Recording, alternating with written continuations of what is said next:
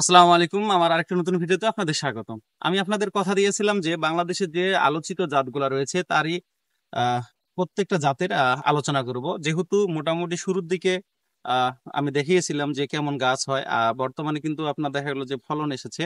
যদিও আসলে ভুট্টা নিয়ে কথা বলতে আপাতত খুব লজ্জা হচ্ছে, কারণ হলো বর্তমানে মোটামুটি ভাবে ফলন যদিও আশা অনুরূপ হয়েছে, কিন্তু দাম কিন্তু ন্যায্যটা পাচ্ছে না হলো কৃষক।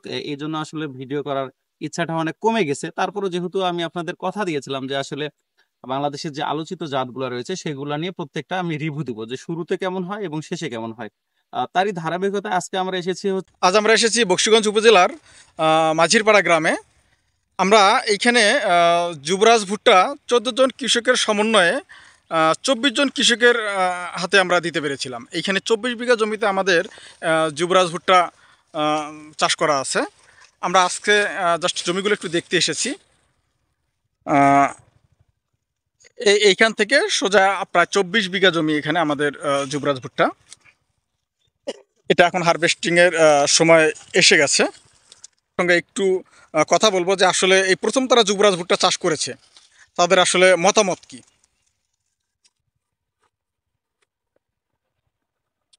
আমরা একটু ক্লোজলি দেখানোর চেষ্টা করছি। আসসালামু আলাইকুম। ওয়ালাইকুম আসসালাম। হামিদুল ভাই এবং জবেদ আলী ভাই, কেমন আছেন আপনারা সবাই? জি আলহামদুলিল্লাহ, খুব ভালো আছেন। আপনি ভালো আছেন? আলহামদুলিল্লাহ। আপনারা এই যে যুবরাজ ভুট্টা, এটা তো এই প্রথম চাষ করেছেন? জি, এটা প্রথম চাষ করছি। এর আগে তো অন্যান্য ভুট্টা চাষ করেছেন? জি, অন্য ভুট্টা চাষ করছি। আপনারা মানে প্রায় 14 জন একত্রিত হয়ে আমাদের যুবরাজ ভুট্টা প্রায় 24 বিঘা জমিতে লাগিয়েছেন। জি সবার জমিতে আপনারা মোটামুটি একে অপরে তো দেখেছেন, জি, কেমন হয়েছে? খুব সুন্দর হয়েছে। আচ্ছা, এই যে সুন্দরের কিছু তো বৈশিষ্ট্য আছে না, কেন সুন্দর হলো একটু বলেন তো। আসলে কি কি কারণে আপনি বলছেন আপনি সন্তুষ্ট তো? গাছ খাটো হয়েছে এবং কি গাছের নিচে আপনার অনেকগুলো শিকড়, আপনার ঝড় তুফানে কোনো ক্ষয়ক্ষতি হয়নি আর কি। অনেক কালবৈশাখী ঝড় গেল, মানুষের অনেকের ক্ষতি হয়েছে, কিন্তু আমাদের ক্ষতি কোনো হয়নি। তার মানে ঝড় বাতাসও আপনার ভুট্টার কোনো ক্ষতি না, হয়নি কোনো বলছেন? ক্ষতি হয়নি। আচ্ছা, তারপরে অন্যান্য যারা ভুট্টা চাষ করেছে তাদের থেকে একটু আগাম মনে হচ্ছে? জি, আগাম মনে হচ্ছে। আচ্ছা, এই যে মোচাগুলো আপনি হাতে ধরে আছেন, জি, আমরা একটু ক্লোজলি দেখানোর চেষ্টা করব আমাদের মোচাগুলো। হ্যাঁ, আমরা যদি একটু দেখি যে আসলে এটা কয়টা সারি হয়েছে, একটু গণেন তো ভাই, দেখেন তো আপনার কয়টা সারি হয়েছে।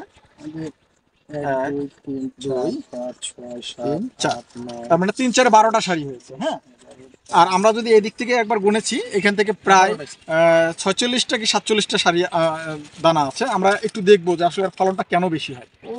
আসলে এইটার আসলে র্যাকেশটা চিকন। জি, অনেক। জবাদিন ভাই, দেখতে পাচ্ছেন কি র্যাকেশটা আসলে চিকন? এই র্যাকেশের কারণেই কিন্তু ফলনটা বেশি হয়। অনেক ফলন বেশি হবে। দানাগুলো কিন্তু একটু বড় বড়, জি, আর দানাগুলো আমাদের সহজেই কিন্তু ছড়ানো যায়। দেখেন, এটা হাত দিয়ে সহজে দানাগুলো ছড়ানো যায়। আর আমরা দেখেছি যে আসলে দানাগুলো বড় বড় দানা, একটু দেখেন ক্লোজলি দেখেন, বড় বড় দানা। ফলন আসলে বেশি হওয়ার এই একটা কারণ। তাহলে আমরা বলেছিলাম যে এই ভুট্টাটা যে কোনো ভুট্টার চেয়ে 15 দিন আগাম। জি, আগাম। ঠিক আছে কি? ঠিক আছে, ঠিক আছে। আচ্ছা, এখন আপনাদের এই যে আগাম ভুট্টা, পাশাপাশি ঝড় বাতাসে পড়েনি, আবার কালারটাও গর্জিয়াস, আশেপাশের লোকজন কি আমাদের এই ভুট্টাটা দেখেছে? দেখছে এবং কি এই ভুট্টাটা আগামীতে মনে কর সবাই করার জন্য খুব আগ্রহী আছে। আগ্রহী আছে না? জি। তার মানে আগামী বছর এই এলাকায় আমাদের যুবরাজ ভুট্টাটা অনেক বেশি চাষ বেশি হবে। হবে আর কি। আচ্ছা, সম্মানিত সুধী, আসলে যুবরাজ ভুট্টা আমরা এখানে প্রায় 24 বিঘা জমিতে চাষ করিয়েছিলাম। তো এইখানকার যে ফিডব্যাক, এই এখানে ঝড় বাতাস হয়েছে, ঝড় বাতাসের মধ্যে কিন্তু আমাদের এই যুবরাজ ভুট্টা পড়েনি। পাশাপাশি এই ভুট্টাটা অন্যান্য ভুট্টার চেয়ে 15 দিন আগে এনারা হারভেস্ট করতে পারছে। এই ভুট্টাটা র্যাকেশ চিকন, যার কারণে দানাগুলো বড় বড় এবং ফলনটা বেশি হবে। যার জন্য এখানকার কৃষকরা আগামী বছর যুবরাজ ভুট্টা মানে বলছে যে আগামী বছর এই যুবরাজ ভুট্টা চাষটা এখানে বাড়বে। তো বেশি ফলন পেতে হলে ভালো জাত নির্বাচনের ক্ষেত্রে একদম কার্পণতা করা যাবে না। সেই ক্ষেত্রে ব্র্যাক সিডের বীজ চাষ করবেন, অধিক ফলন ঘরে তুলবেন।